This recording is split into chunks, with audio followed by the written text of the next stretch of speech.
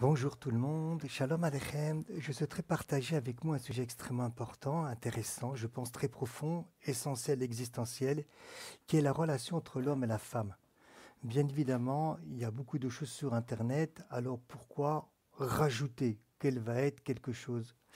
Eh bien, en fait, sans être pour autant orgueilleux, voilà, euh, je pense qu'il manque quelque chose de fondamental lorsque je regarde les préparations au mariage, dans les différentes religions d'ailleurs en plus, et même dans la société d'aujourd'hui, même si elle est en dehors de la religion, entre la relation entre l'homme et la femme. C'est cette réalité divine que nous avons en nous. C'est-à-dire que pour ceux qui sont croyants, on va parler exemple pour la communauté juive, mais dans les autres communautés aussi, eh ben on va être capable, on va mettre en place une relation avec la transcendance divine à travers l'étude des textes de la Torah ou d'autres livres, à travers la prière. Mais par contre, ce que j'ai pu m'apercevoir, de ce que j'ai pu entendre, c'est qu'on occulte concrètement, en tout cas, pour beaucoup d'entre eux, la relation spirituelle que nous avons toujours, donc ce sceau divin, dans la relation, j'allais dire, horizontale entre l'homme et la femme. Et c'est ça que je souhaiterais apporter comme lumière avec voilà, mon humble expérience. Alors commençons directement. Dieu créa l'homme et la femme. Voilà, le Créateur, il a créé l'homme et la femme. À l'image du Créateur, il les a créés, il les créa homme et femme, donc en fait mâle et femelle.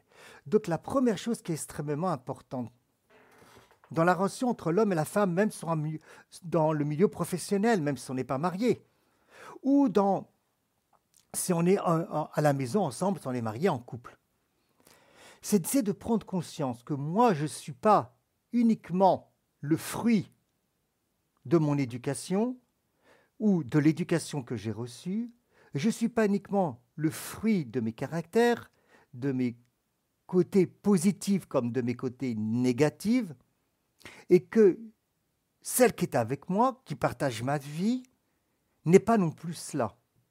Donc, plus je prends conscience que moi, je ne suis pas que cela, et en fait, je ne suis pas ça essentiellement, plus je pourrais peut-être prendre conscience que l'autre n'est pas non plus que cela. Il n'est pas que ça essentiellement, mais que je suis à l'image du Créateur, que je suis ce sceau divin, que je suis le souffle divin en moi, j'ai cela en moi, que ce ne soit pas simplement sous forme de cours, mais que ce soit vécu concrètement, concret, que je puisse en avoir conscience pour me permettre que lorsque je vis avec quelqu'un, eh bien de prendre conscience que l'autre aussi a ce sceau divin. Et donc c'est extrêmement important de voir qu'en vérité, la nature de la femme, c'est d'abord ce sceau divin. Et ce sceau divin, il est particulier. C'est qu'en fait, mâle et femelle, il les a créés. C'est-à-dire que la femme, dans ce qu'elle est, au-delà, encore une fois, de sa personnalité, de ce qu'elle a pu créer au niveau de son parcours, de son éducation, de ses tendances, de ses caractères, de ses blessures, elle est avant tout et restera avant tout la représentation sur terre, la manifestation sur terre de l'attribut féminin divin.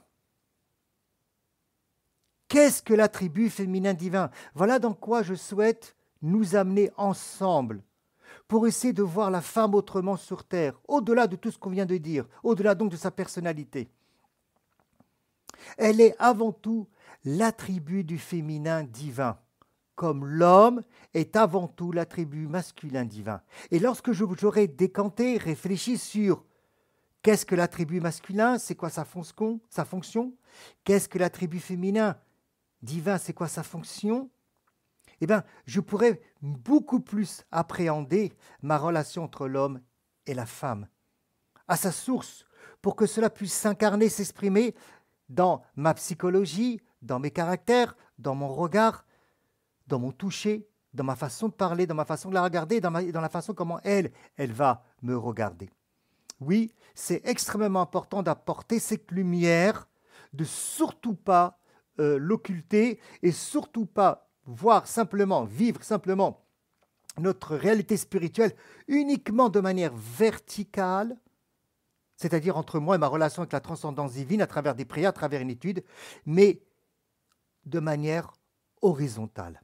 Voilà, je continuerai à partager de temps à autre ce que je ressens, ce que j'ai pu lire, ce que j'ai expérimenté sur ce qu'est la femme, sur ce que, même ça restera toujours un mystère, et sur ce qu'est l'homme et comment nous devons au mieux vivre nos relations, nous assumer pleinement en tant que femme et en tant qu'homme.